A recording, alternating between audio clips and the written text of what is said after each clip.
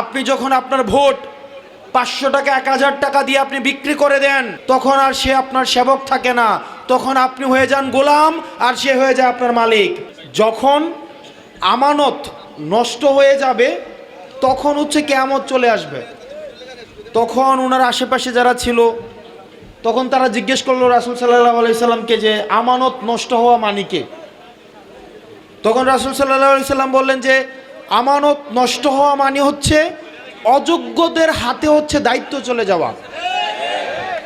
নেতারা হচ্ছে রাস্তার টাকা মারে, ঠিক না বেঠিক? নেতারা চাল চুরি করে, ঠিক না বেঠিক? নেতারা ঢাকায় বসে এলাকার উন্নয়নের কথা বলে কিন্তু কখনো এলাকায় আসে না, ঠিক না বেঠিক? কিন্তু ভোটাররা 500 টাকা দিয়ে ভোট বিক্রি করে দেয়, ঠিক না বেঠিক?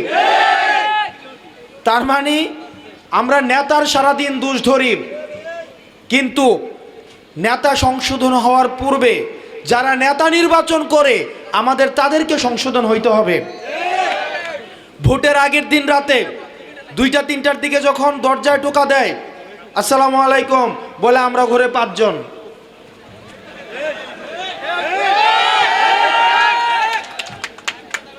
আরেকটা ঘরে গিয়ে টোকা দেয় বলে আমরা ঘরে 4 জন।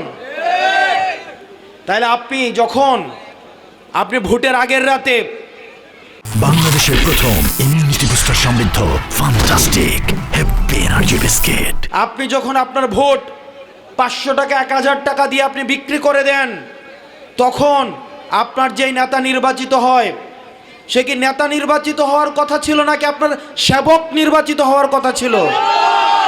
কিন্তু আপনি যখন তার কাছে বিক্রি করে দেন আপনার নিজেকে, তখন আর সে আপনার সেবক থাকে না, তখন আপনি হয়ে যান গোলাম আর সে হয়ে যায় আপনার মালিক। সেজন্য আমরা নেতা নির্বাচন করার আগে আমাদের নিজেদের যে আমলনামা সেটা আমাদের একবার দেখা উচিত। প্রিয় ইউসুফপুরবাসী, এটা আমার গ্রাম, এটা আমার গ্রামের মানুষের কাছে আমি আসছি। আমার জন্ম হয়েছে এখানে, আমি এইখানের ভূমিপুত্র, আমি এখান থেকে আমার জন্ম হয়েছে।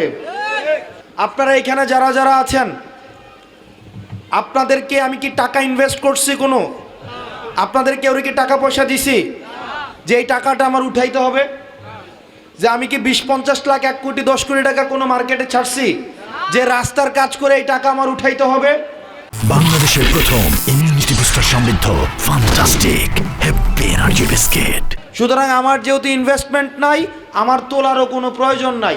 সুতরাং যেইখানে রাস্তার কাজকর্ম চলে সেখানে আপনারা নিজেরা যাবেন, দেখবেন যে ঠিকঠাকভাবে কাজগুলো হচ্ছে কিনা। যেখানে দেখবেন ঠিকঠাকভাবে কাজ হচ্ছে না, আপনারা সেইখানে কন্ট্রাক্টরকে ধরবেন, ইঞ্জিনিয়ারকে ধরবেন যেন কাজগুলো ঠিকঠাকভাবে করে দেয়। আমি এখনো পর্যন্ত, আপনারা আমাকে ভোটও দেন নাই, আমি এখনো পর্যন্ত নির্বাচিতও হই নাই। আমার এখনো পর্যন্ত স্বপ্রণোদিত হয়ে সরকার যেই কাজগুলো দিয়েছে এগুলো যথাযথভাবে হচ্ছে কিনা এই জিনিসটাই হচ্ছে আমি মনিটর করছি, এতটুকুই। আপনারা, আমি শুধুমাত্র